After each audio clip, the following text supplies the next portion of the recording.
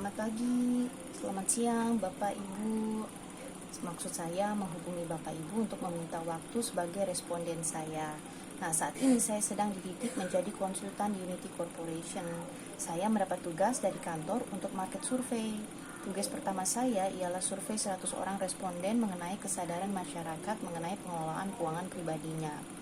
Nah, Bapak Ibu, berhubung bentuk surveinya ini ialah dalam bentuk ide atau konsep tentang perencanaan keuangan yang sudah proven membantu banyak klien, maka saya perlu survei dalam tatap muka nih Bu, boleh online maupun offline.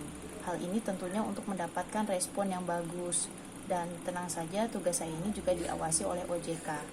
Boleh ya Bapak Ibu, ini nggak lama kok, sebentar aja.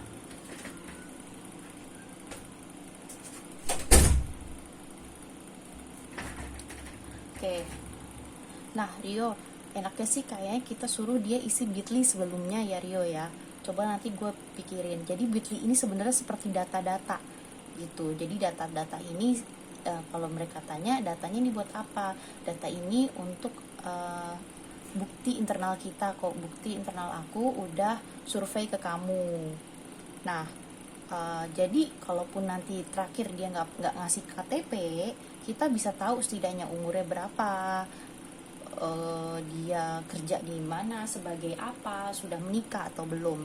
Itu sih Rio ya. Oke, gue lanjut ke ini ya, ke surveinya. Oke, Bapak Ibu. Nah, oh ya, toolsnya yang harus dipersiapkan kalau mereka nggak Zoom adalah pulpen warna-warni menurut gue ya.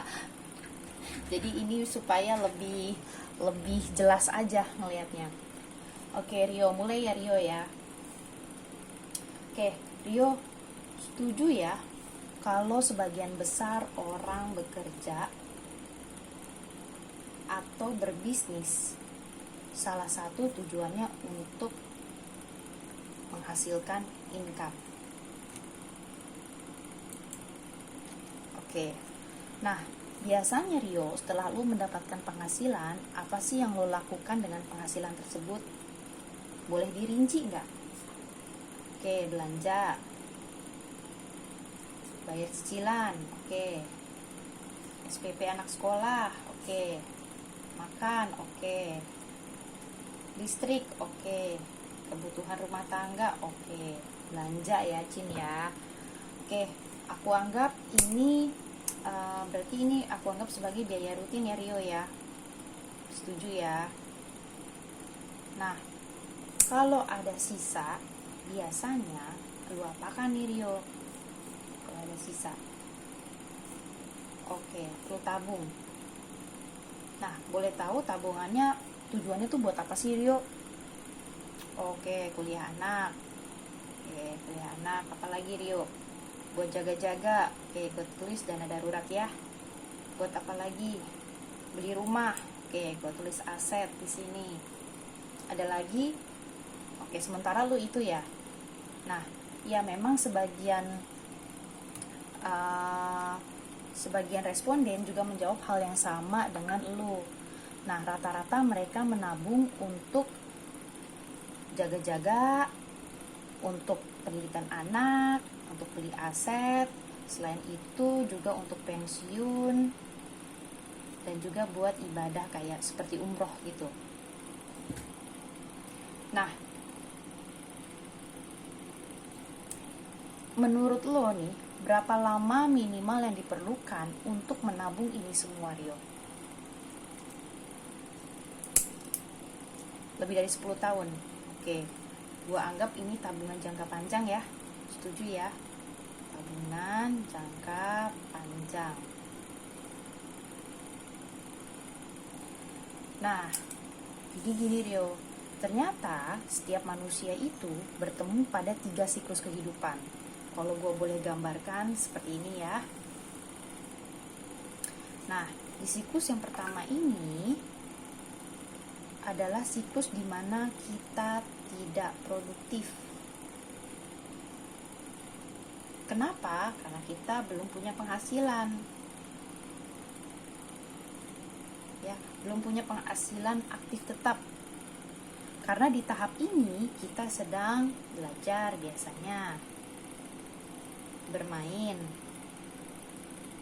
bahkan bergantung sama orang dewasa nih. Bergantung apa?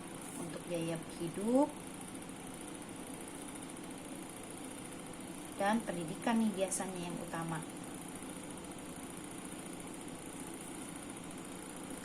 Nah, di siklus yang kedua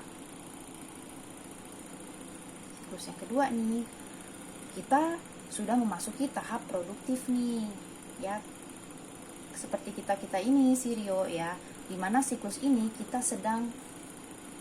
masanya kita sedang bangun aset.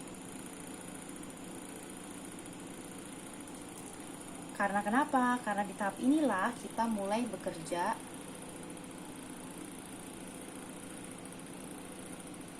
mulai mandiri secara finansial, mulai naik karir, bangun impian, punya aset pertama, menikah, dan punya anak-anak di siklus yang pertama.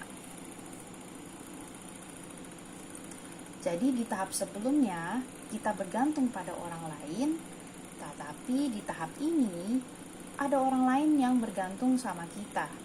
Bisa anak-anak, bisa orang tua, ataupun orang lain yang berada di tahap selanjutnya.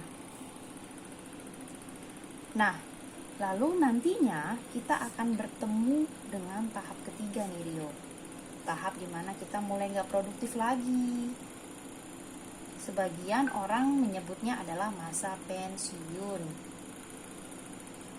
Pensiun ini adalah tahap di mana seseorang mulai berkurang usianya, berkurang tenaganya, berkurang produktivitasnya, bahkan tidak menutup kemungkinan bergantung juga pada orang lain. Bergantung apa nih? Bergantung bisa tenaga, ya, bisa bergantung penghasilan, bahkan keduanya. Jadi artinya Rio, hanya di siklus kedua lah kita mampu secara maksimal untuk bangun aset kita. Nah, usia Rio sekarang berapa sih? Di atas 25, 35 atau 45 ya?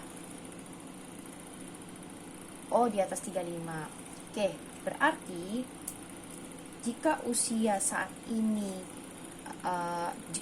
kita saat ini sama seperti Rio, yaitu sekitar di atas 35, berarti kita hanya punya waktu sekitar 20 tahun masa produktif kita untuk bangun aset, yang mana nantinya untuk kita nikmati selama sekitar 20 tahun masa pensiun kita nantinya. Dan di lain sisi, kita juga punya kewajiban untuk membiayai kebutuhan anak-anak sampai usia mereka di atas 20 tahun. Setidaknya sampai mereka bisa mandiri secara finansial. Setuju ya, Rio? Nah, sayangnya sih Rio, dari beberapa survei di seluruh dunia, ada beberapa faktor kehidupan yang tidak bisa kita pastikan dan tidak kita bisa kendalikan di masa produktif kita, dan ujung-ujungnya menyebabkan penghasilan kita terganggu.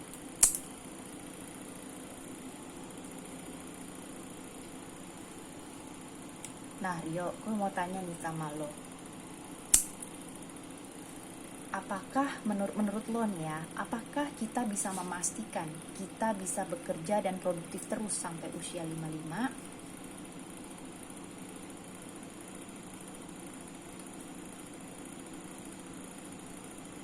Bisa ya, bisa enggak? Oke, bisa ya, bisa enggak? Nah, apakah lo bisa memastikan dan yakin bisa mencapai usia 55 tahun?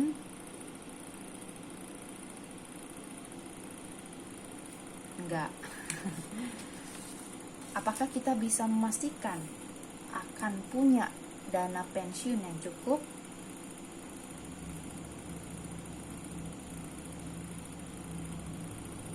Ya, bisa mastiin enggak? Enggak. Ya, oke. Apakah kita bisa memastikan, lo bisa memastikan dapat memberikan jaminan dana pendidikan anak-anak, ya, jaminan pendidikan terbaik untuk anak-anak sampai mereka selesai pendidikan. Enggak. Oke. Nah, jadi si Rio ya, sebenarnya ya, gak ada yang dapat menghentikan kita untuk kita bisa bekerja sampai usia 55 tahun, bahkan lebih. Ya kan ada orang-orang yang kerja ya di atas 55 tahun. Tetapi yang dapat menghentikan seseorang bekerja itu biasanya disebabkan oleh PHK, ya kan? Bisa disebabkan karena perusahaan bangkrut kayak pandemik ini, ya kan ya? Banyak orang yang masih pengen kerja tapi udah bangkrut perusahaan. Dan yang ketiga adalah sakit kritis berkepanjangan. Nah, yang kedua, sebab seseorang tidak mencapai usia 55 tahun sudah pasti karena tutup usia. Nah, yang ketiga, sebab seseorang tidak punya dana pensiun yang cukup di hari tua karena nggak ada perencanaan yang baik di masa produktif. Dan yang keempat, sebab seseorang tidak bisa memberikan jaminan pendidikan terbaik untuk anak-anaknya karena nggak ada anggaran yang tetap dan konsisten.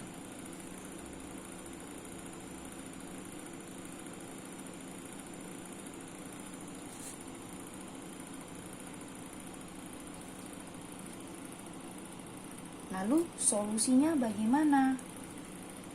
Nah, dari kebutuhan masyarakat yang kita pelajari, ya, jika seseorang bertemu pada risiko kena PHK dan bangkrut, ya Rio ya, maka sebenarnya selama masih sehat, kita pasti akan cari alternatif penghasilan lain. Di samping diperlukan namanya dana darurat yang cukup untuk membiayai hidup sementara. Tapi ya Rio, kalau seseorang sudah terkena sakit kritis berkepanjangan, kayak COVID, stroke, jantung, kanker, produktivitas biasanya mulai menurun nih, dan akan sulit baginya untuk mencari alternatif penghasilan, karena butuh waktu pemulihan yang cukup lama. Nah, solusinya bisa dengan membuat proteksi penghasilan.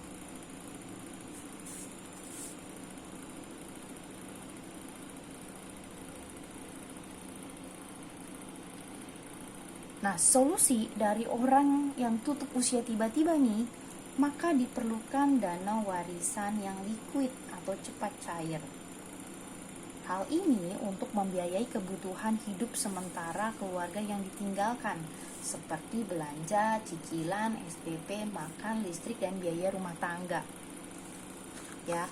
Nah, lalu yang ketiga, solusi dari dana pensiun yang cukup ialah dengan membuat perencanaan yang baik dan pondasi keuangan yang kokoh. Dan yang terakhir, solusi dari jaminan pendidikan terbaik untuk anak-anak ialah dengan menetapkan anggaran yang pasti dan digaransi.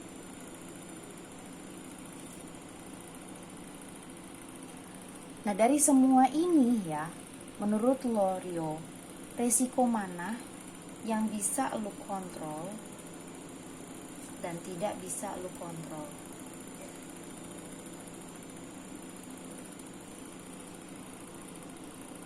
Mana yang kira-kira bisa lo handle, mana yang tidak bisa? Kalau PHK atau bangkrut, lo masih bisa handle. Sakit kritis lo bisa handle, tutup usia ya enggak ya, pensiun masih lo bisa handle. Jadi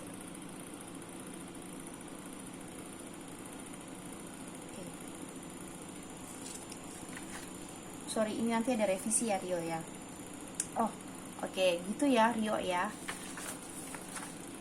Nah, boleh ya Rio ya, gue sebagai konsultan, jadi sampai sini baik ya Rio, sebagai konsultan boleh ya gue share tabel prioritas menurut ilmu perencanaan terencana yang sudah gue pelajarin.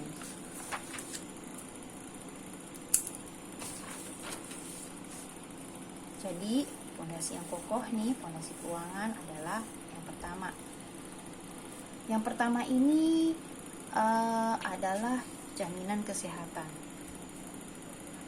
Dia belum Ya, nonton dulu. ini bisa BPJS, bisa swasta, atau kantor. Ya. Nah, kalau BPJS yang pemerintah, kalau swasta yang dari kalau swasta nih kayak Prudential, AIA, AXA, Allianz. Kalau yang kantor ya tergantung, kadang kantor ada yang pakai asuransi tambahan, ada yang tidak ya. Nah, gue sih yakin kalau lo ini sih lo udah aman ya di piramida paling bawah, bener. Kalau lo sendiri punya apa saja sih? Boleh tahu nggak, Rio? Oh, oke, baru BPJS ya. Oke, jangan sampai nggak punya lo, Rio. Karena ketika kita sudah sampai rumah sakit nih, kita bayar sendiri biayanya. Biarkan pemerintah dalam hal ini BPJS, swasta, dan kantor yang membayarkan. Jadi intinya sih gini, Rio, jangan sampai kita mengeluarkan uang dari tabungan dan investasi kita yang sudah kita bangun untuk biaya rumah sakit. Jadi dengan jaminan kesehatan ini, maka biarlah pihak ketiga mentransfer dana ke rumah sakit selama kita dirawat di rumah sakit. Nah, kalau ini sudah aman, berarti fondasi keuangan yang pertama sudah aman nih. Nah, yang kedua adalah lapisan yang kedua. Kita bicara tentang proteksi penghasilan.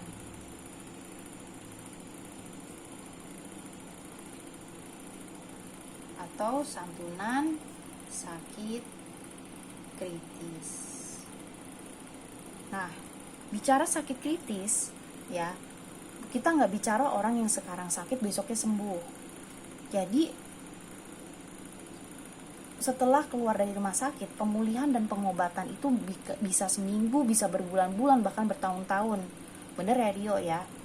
Jadi gini, meskipun dia pengusaha, mau kecil mau besar, kalau udah sakit kritis, kemungkinan besar akan berdampak pada bisnisnya karena tidak produktif, dan jika bisnisnya terdampak, ujung-ujungnya keuangan bisa terganggu.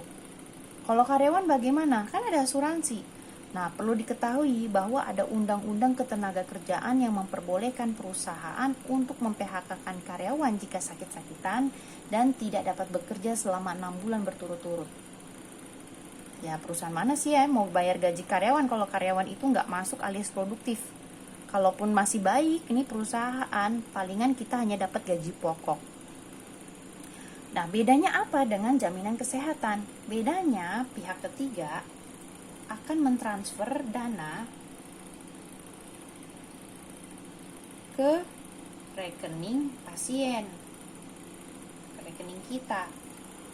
Nah, ini tujuannya untuk biaya-biaya lain yang timbul di luar perawatan rumah sakit.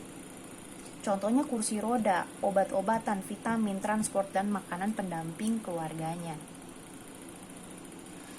Jadi ya, menurut survei dunia, 72% kita tuh berpeluang kena sakit kritis.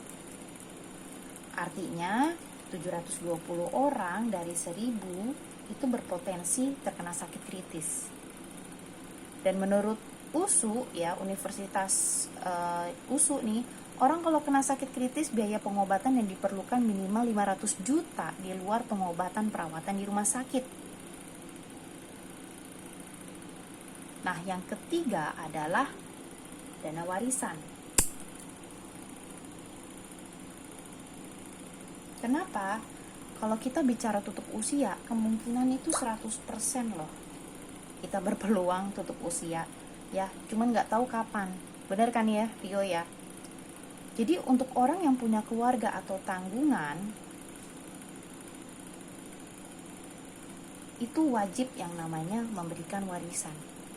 Jadi ini sih sebenarnya memang bukan buat kita, tetapi untuk orang-orang yang hidupnya bergantung pada dia. Nah, ternyata 90% ya, orang-orang tidak menyiapkan fondasinya dengan baik. Sehingga saat terjadi resiko, mereka mengambil uang pensiunnya. Saat kena kondisi kritis, mereka mengambil dana pendidikan, dana daruratnya, bahkan jual aset.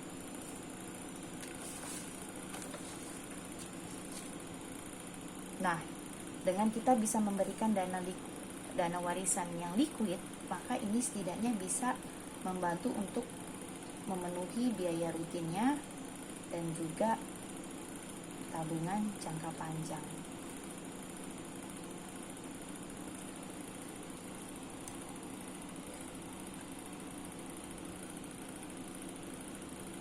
Nah, akibatnya apa? Jika ternyata kita tidak mempersiapkan fondasi dengan baik, dijamin tuanya tidak dapat menikmati hari tua dengan baik. Nah, maka dari itu gue sebagai konsultan pengen mensosialisasikan hal ini, bahwa kita amat sangat perlu punya fondasi keuangan dengan kuat. Gitu, cukup jelas Rio? Nah, penutup dari gue sih, dari fondasi yang gue share tadi, di bagian mana yang lu belum mempersiapkannya? Untuk fondasi pertama udah oke. Kalau untuk proteksi penghasilan sudah disiapkan. Kalau terakhir perlindungan jiwa, apakah sudah ada dari BPJS atau dari kantor? Oke, gue review ya buat catatan gue ya. Nah, Rio, boleh nggak gue bantu buatkan suatu ilustrasi buat lo yang belum dipersiapkan oleh lo nih, supaya lo dapat gambaran seperti apa sih nantinya, agar lo bisa mempersiapkan perencanaan keuangan ke depannya dengan baik. Boleh ya? Oke, thank you ya waktunya. Nanti gue jelasin dari ilustrasi tersebut ya Rio ya. Thank you. Ada pertanyaan?